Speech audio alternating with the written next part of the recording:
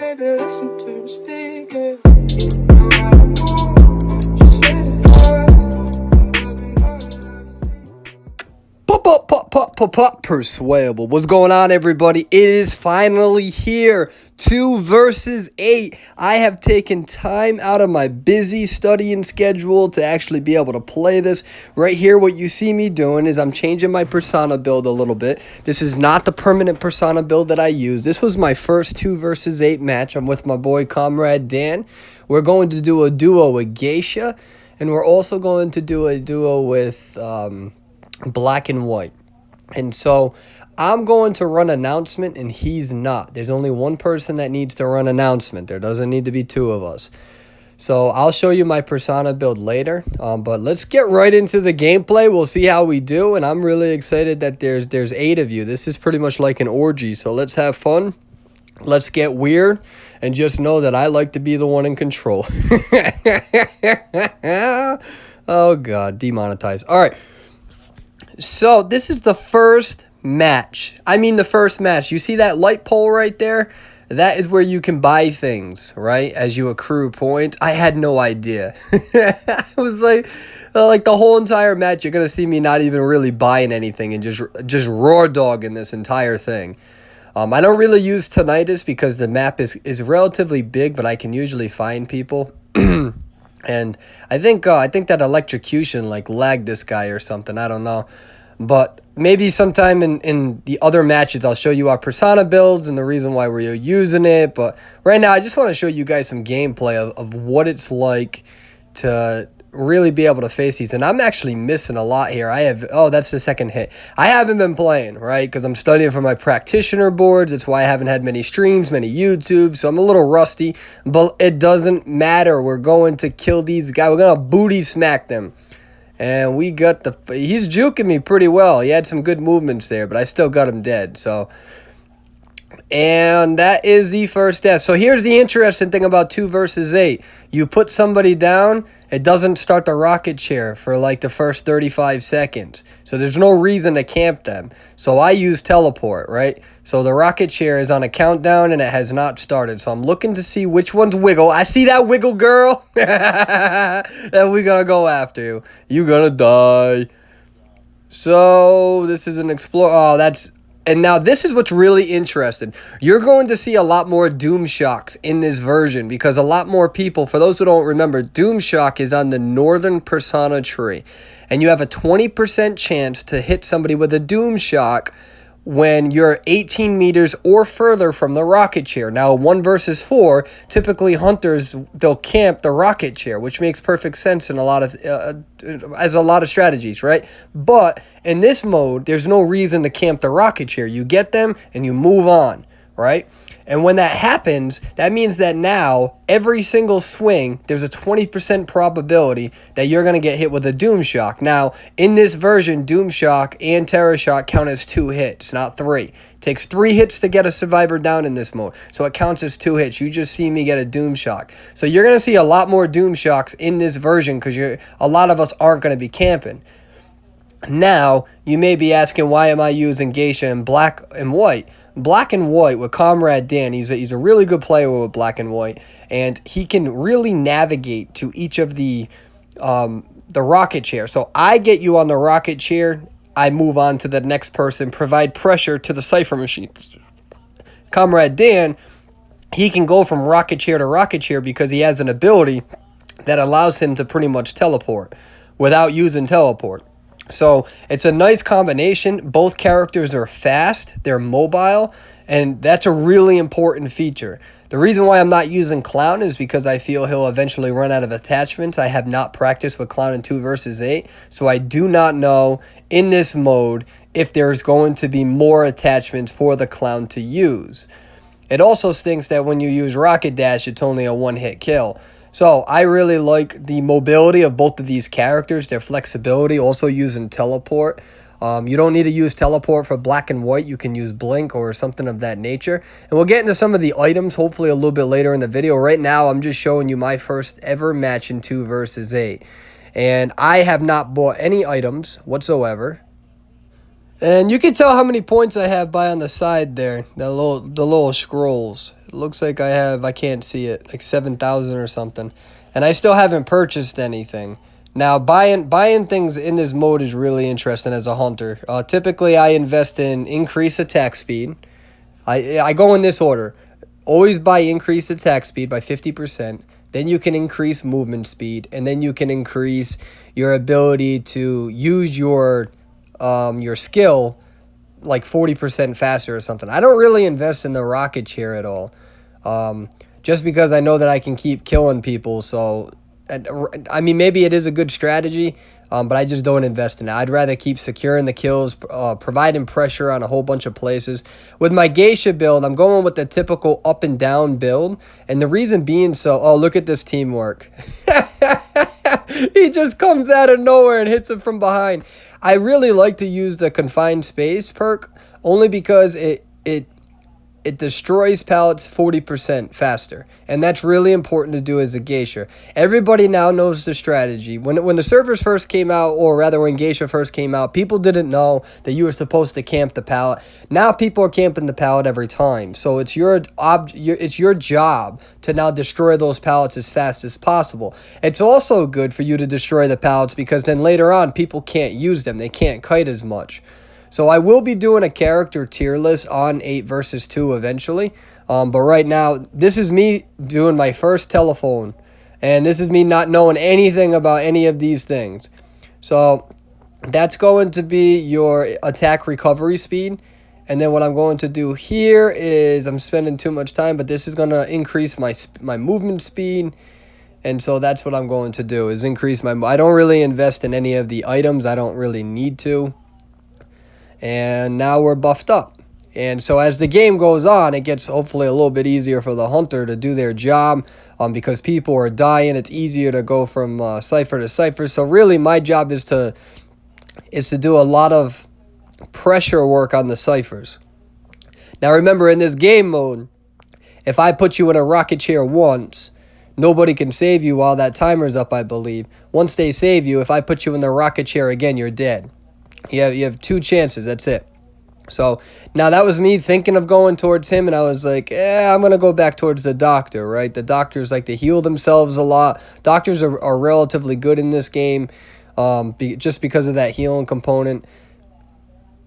And we're going to hopefully get her down as well. I don't really understand what route she's running. It seems like she's panicking a little bit.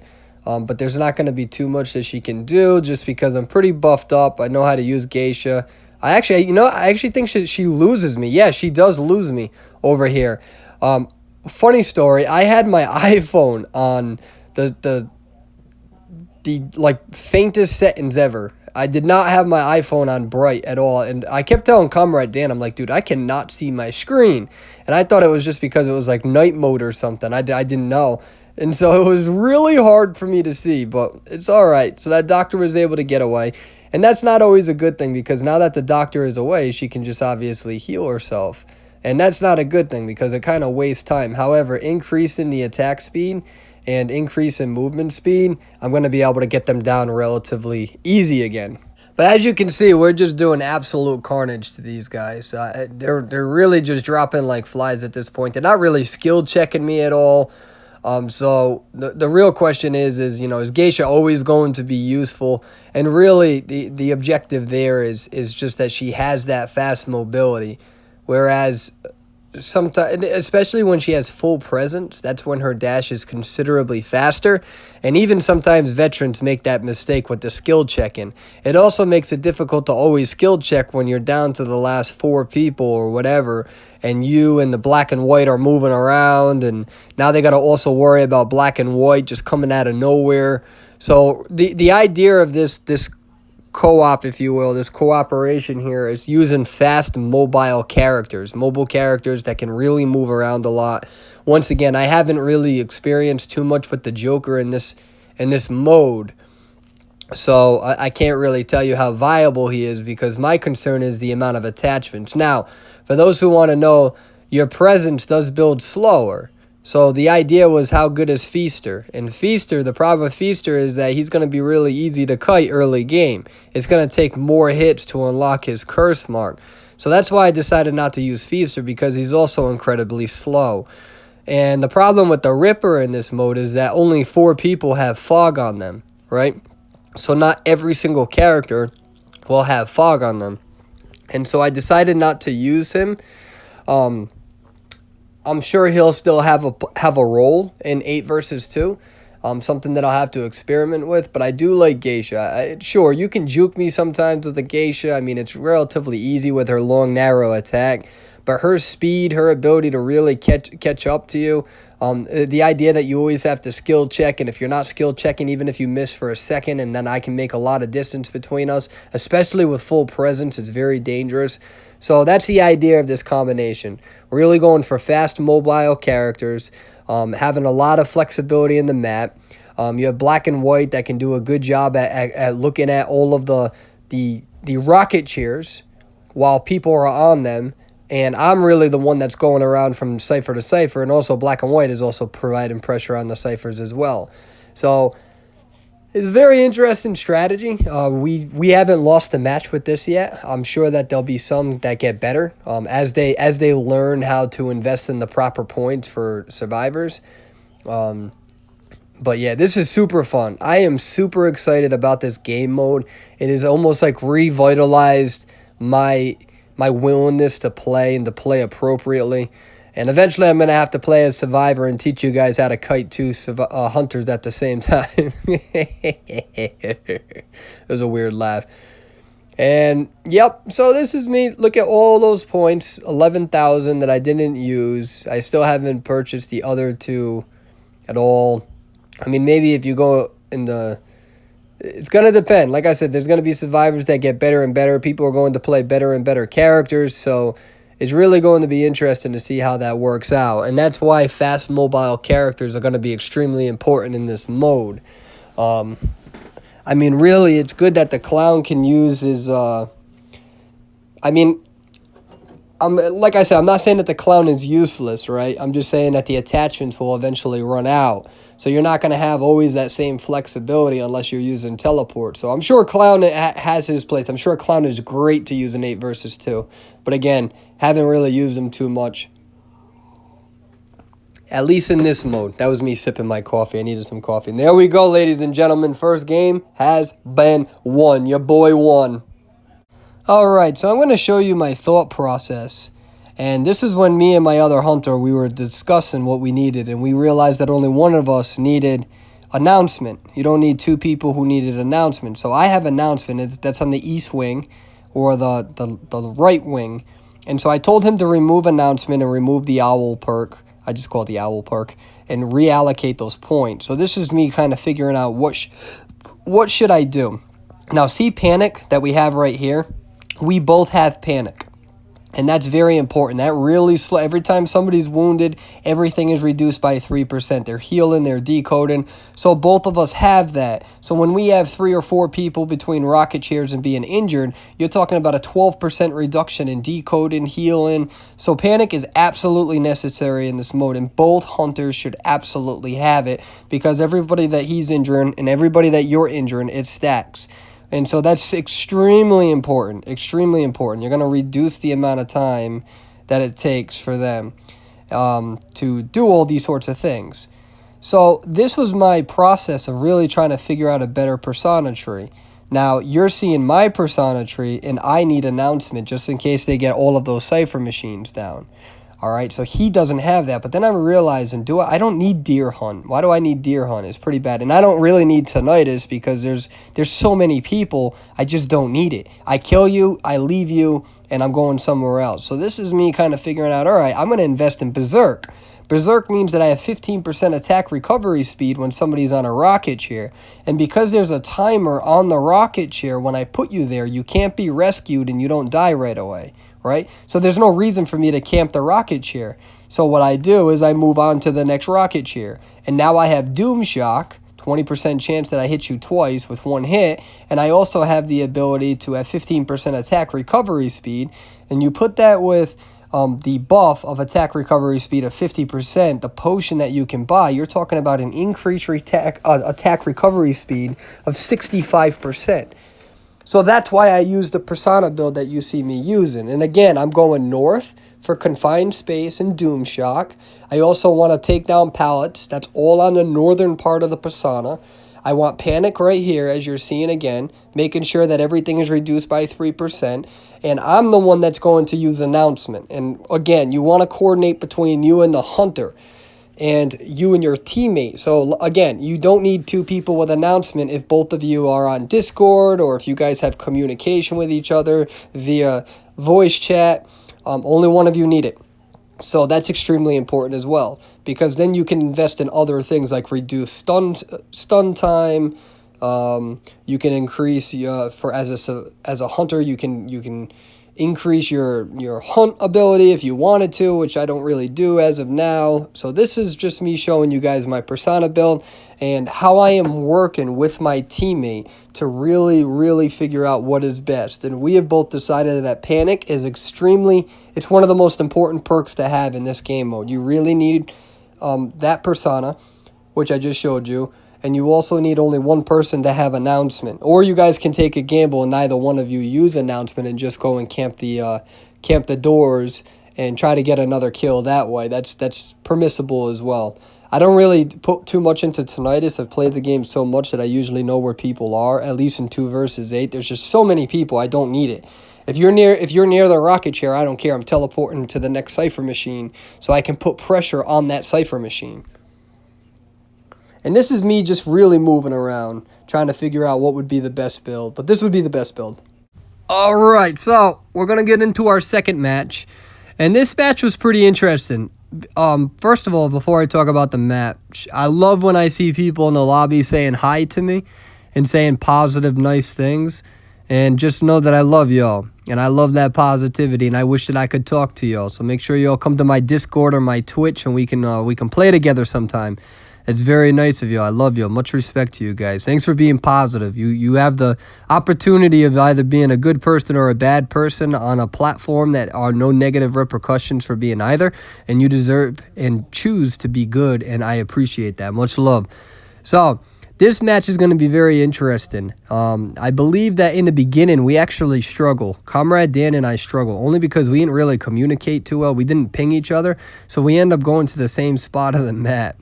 And I want to show you what that's like. All right, so here comes the second game. And again, it's very important that the two hunters ping themselves in the beginning, and we didn't do that. So we just kind of watch how much time we waste. And I want to emphasize this. I want to show you guys, right? So we're both going to the same spot. We didn't really communicate here. And it wastes time. He's right there. So now this is when Comrade Dan realizes it, and he uses his ability to teleport to a different spot. So now I got 2 of you little rats running around, and I got to kill one of you. So we're just going to kind of choose whichever and just go after him. But yeah, the beginning of the match, I felt like they actually lost me there. So I had to kind of keep moving. And, you know, I can tell that these players are going to be a little challenging here. So I'm going to take these pallets down. There you go. You see the difference between that pallet speed destruction, which is really important. Now, what's interesting is this is where doctors can get annoying because she has that veteran bonus. She was able to get a big distance. And again, my phone was still kind of dimmed. I didn't have my brightness settings up, so she actually loses me. I can't see her. I can't really see her footprints at all. So sorry about that if you guys hear my dog barking in the background. So I now know, this is when I tell Comrade Dan, I'm like, dude, we're kind of getting our butts kicked here. Like, we only injured people. We haven't gotten a single kill. And now that was a mistake because then I teleported to somewhere and I can't see anyone. And I'm like, all right, now, like, I'm really screwing up here as the hunter, and this isn't good. Out of all of those cipher machines, I just wasted my teleport. But thankfully, the good thing about Geisha is when this happens, when you see that little logo above them, I couldn't see them because I couldn't see my phone well, but the logo popped up, and that's what's really nice about her. So now it's time to kind of rectify myself and to catch up here. And we're going to keep really going after the mind's eye just because of her decode. She's not going to have that great of she's not going to really have that great of a kiting ability. And even if she does, see that Doom Shock? So here's the interesting thing. Doom Shock works when anyone is on a rocket chair, whether you put them on that rocket chair or not. All right, so that Doom Shock just worked, but I didn't put anybody on a chair. Comrade Dan put somebody on the chair. So that means that when other hunters put somebody on the rocket chair, now you have Doom Shock as well. So the abilities stack. So when I put somebody on a rocket chair, we both have Doom Shock now when we're away from that rocket chair. And that's very important information. You guys just saw it. You just saw a Doom Shock from me. And so that now means that 1 out of 5 hits with everybody, we're going to have a 20% chance that we're going to hit you twice. So that's why you want to go north. You need to build north in this game. You have to. 2 versus 8. If you don't build north, you already have the wrong build. Now, you may not need confined space so much, but I still would recommend it. At least make sure that you invest in taking down those pallets, because that's really important. And by the way, I have no idea how I didn't hit her right there. That is so annoying. I hate when that happens. I definitely think that's a weird animation with the game where you have to hug the wall. And by the way, look how many times I'm being shot by flare guns. I think that's the 2nd time or something. I haven't been keeping track, which is super annoying. But I decide, you know what? I'm wasting time on this coordinator, right? I don't want to waste my time on a coordinator. I don't care about a coordinator. Right now, her decode is awful. And then I get flare gunned again. I was so mad. You should have heard me complaining to Comrade Dan. I'm like, man, if I get shot by one more gun, So as you guys can see, this is a very fast-paced game. You're moving around. That's why you need to destroy pallets, and that's why it's important to destroy the pallets to make sure that other people can't use them later on in the game. So going north is absolutely important. It's a big map, and if you take forever, over and over and over to take all the pallets down, you're absolutely useless as a hunter. So building north is absolutely important for the Doom Shock, for the pallet destruction. It's just super important. So this is them all trying to, look at this teamwork. I can see where he's going, so I decide to go after him. And look at this. We're going to both finish him off. Well, he's going to go finish him off. I'm going to move on. All right? You don't want to necessarily tunnel the same person because the map is so big. But we already have 2 people dead. We're kind of moving around. And I still have not purchased any items because it's just been so fast-paced. So I typically try to wait to at least 8,000 scroll points. I don't want to keep going to the phone booth because you're going to waste time. So I do recommend, if you're really struggling, then yeah, I guess you can do that. See, this is me really taking down these pallets quickly and moving around, and, they're losing all their kiting abilities. So that's why it's super important to build up north. And back onto the item discussion that we were talking about. I don't want to constantly be going into that phone booth, right? I need to keep applying pressure. So I usually wait until about 8,000 scrolls until I really start investing into a new potion. And remember that it's those objects with the lamps above them. But right now I can see that cipher machine is really going down pretty fast, which means, and there's my Doom Shock, which means that I don't want to buy an item yet, right? I want to keep applying pressure. They're down to 2 ciphers. So that takes more preference than buying items. And also we're not really struggling too much to get these kills. So I can buy the items, but it's not my priority just yet. I'm making sure that we're applying pressure to these guys, make them run around. And that's really what you need to do. I don't know what she's doing. You really need to coordinate as you and the other hunter. So Comrade Dan here, so Black and White is doing a good job really looking around between the rocket chairs when we have 2 or 3 of them down, because he has that teleport ability that requires pretty much no cooldown. So that's very interesting with Black and White. So Black and White actually has more technically versatility than what Geisha does sometimes. So that's why we're choosing to use this combo as of now. And we'll explore and experiment with other combos, of course. So I'm going to go into the item phone booth, right? This is where you can buy your items with everything that you accrue. And again, I'm going to buy the power pill, and I'm going to buy the recovery pill. This is going to increase my movement speed, or actually the speed pill, I'm sorry, and the power pill. I haven't memorized all of these items yet. We'll do the recovery pill as well. That means I can use my ability a lot faster. which is a really cool feature. And that's just the order that I decide to do it now. That may change later on, but for now, we're just going to kind of go with the flow here. And now this is where it gets kind of frustrating. I'm over here like, why is nobody decoding any machines? But then I realized that 2 of them are on rocket chairs and 2 of them are one-shot kills. So this match is pretty much over, except I don't have tinnitus. So this is the one bad thing about not having tinnitus, is that I can't find anybody now. But honestly, I'm still not going to use tinnitus in this game mode. I don't really feel it's as necessary. And even at the end, when you have announcement, you kind of know where they're going. Both hunters can kind of camp both of the doors. And if they go to the phone booth and they try to get a crowbar, then, you know, you're going to have to be a little flexible with that. So hopefully I've been able to do a good job so far with this guide. I really wanted to show you how to use your personas. Make sure you have panic. Make sure you're going north always, because you need to destroy these pallets super fast. You need to be fast and mobile. You need to be able to move around and have flexibility in the map. You need to have teleport. Teleport is going to be one of the most important things. You don't necessarily need it with black and white because of his ability.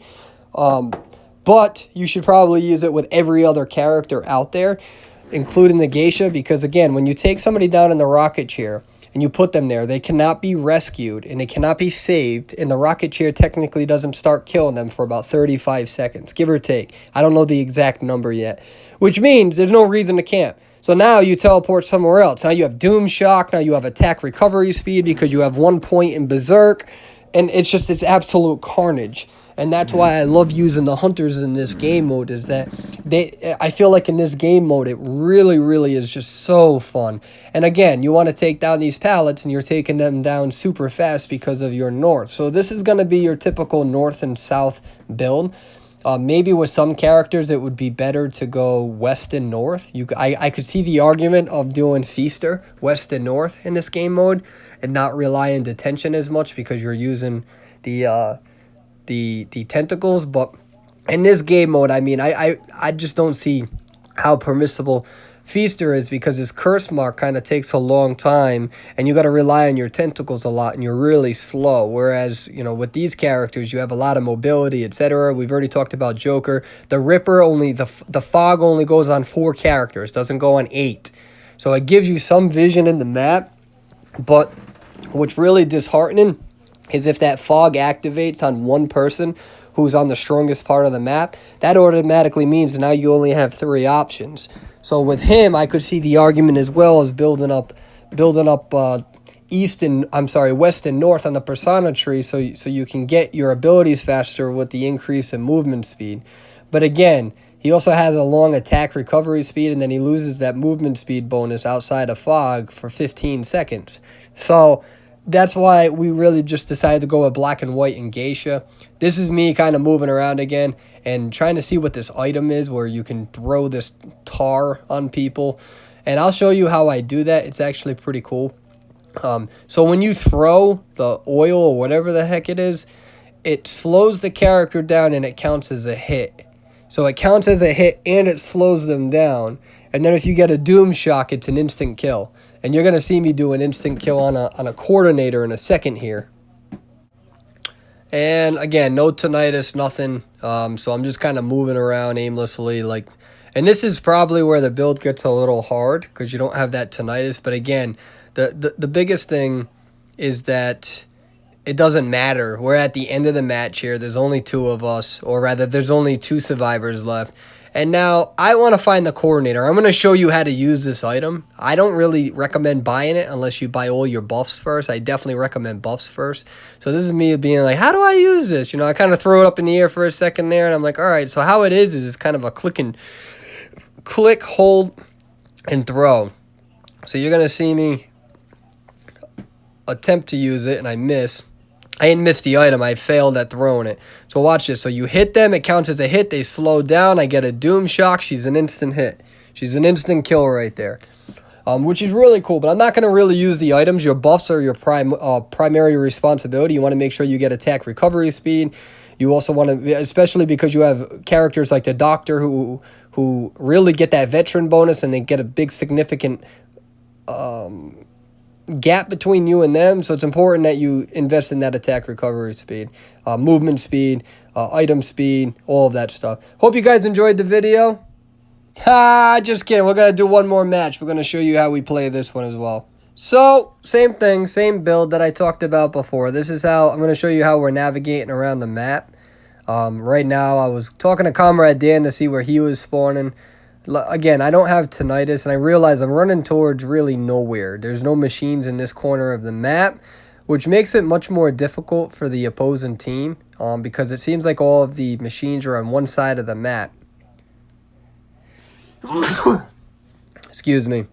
I'm not, you know what? I'm not even going to delete that. I'm just going to keep the sneeze in the video because I'm if anybody sees the sneeze, I want you to say something in the comments. That's how I know that you're actually watching this video to this length.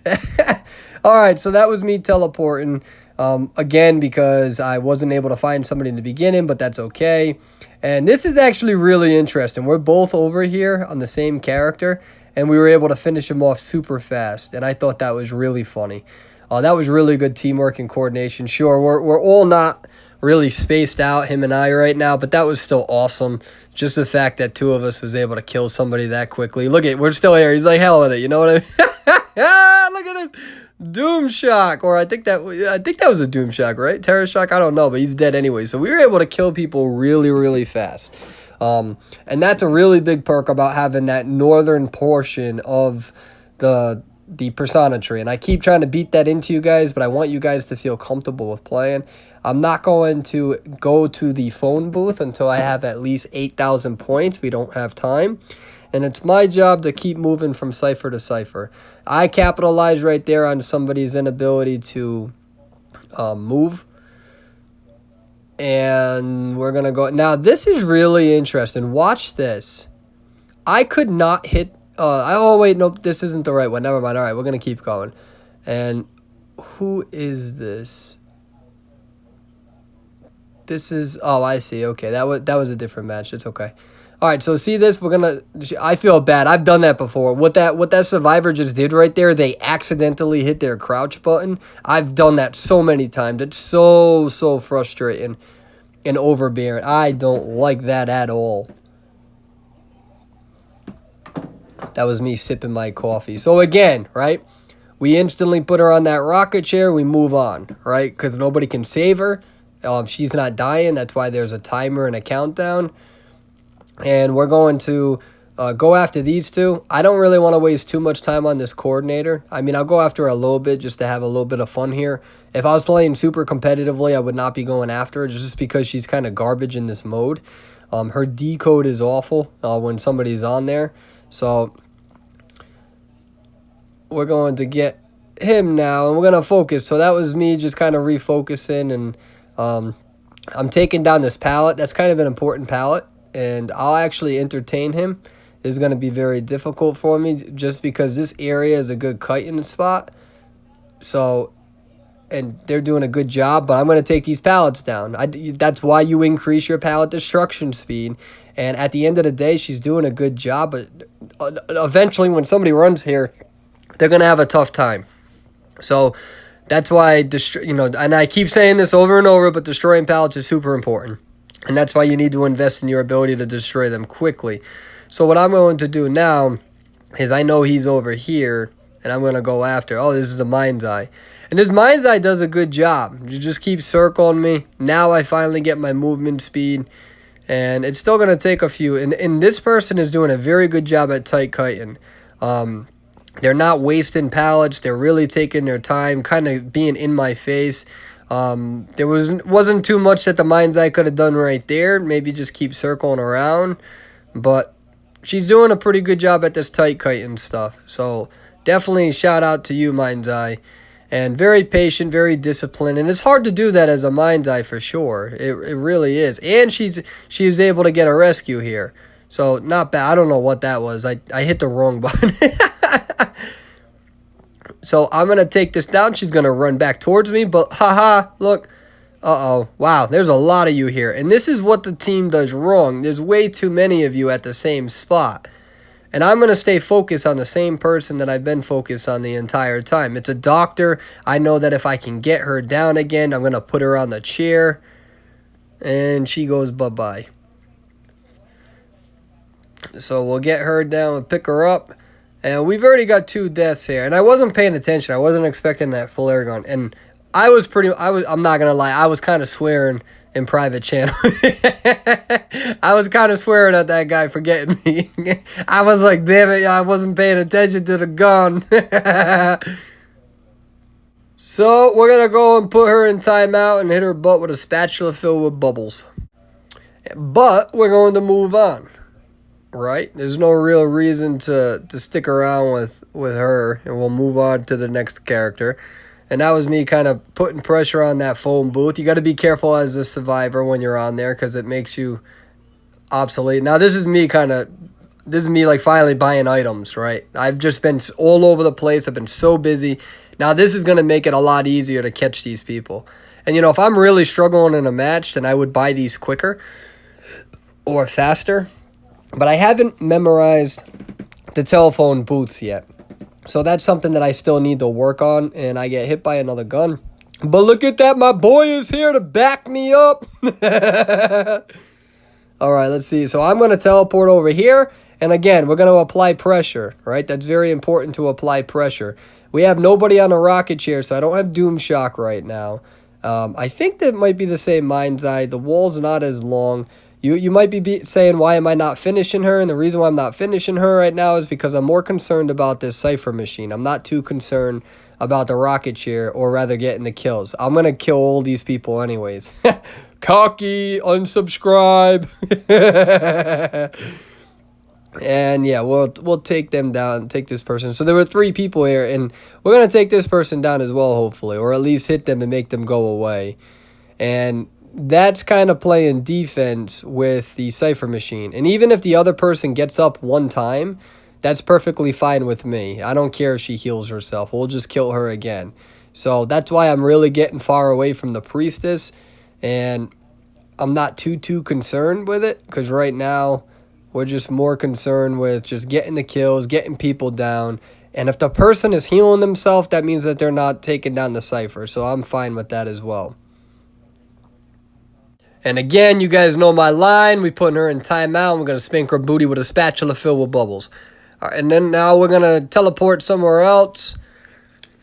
We're going to keep applying pressure. I remember that this Mind's Eye was over here. That's the reason why I came over here. I also see... Oh, hey, what's up? What's going on, buddy? How's your day going? I have such the most stupid jokes. I love it. And we're going to put her, again, timeout, spatula, bubbles. You can change that, by the way, with Vaseline. Either one is permissible in this case. And we're just really just moving around. We have half their team now dead. We got 2 of them on rocket chairs. So this is pretty much going to be a good game as well. And that's why I really like to use mobile characters, using characters that can move around, that have a lot of flexibility, a lot of map presence. You can apply pressure to people. Anywhere in the map. I'm not going to destroy the mechanical doll, and the reason being so is that I know for a fact that when I put him in a rocket chair, he cannot use the doll. You can use the doll if you're the mechanic, but you cannot use the doll if you are a thief and you get put in the rocket chair. So there's really no incentive of taking the extra time to take down that mechanical doll. So that's why I just decided to avoid it, essentially. And now we got 3 of them in rocket chairs. They got 1 person left. Again, not going to really waste too much time on him. And we're going now all 4 of them, and that's a good game. So anyways, I hope you guys enjoyed the video. If you have any questions, hit me up on Discord or Twitch or YouTube, comment it, and I'll see if I can get to it. Much love, guys.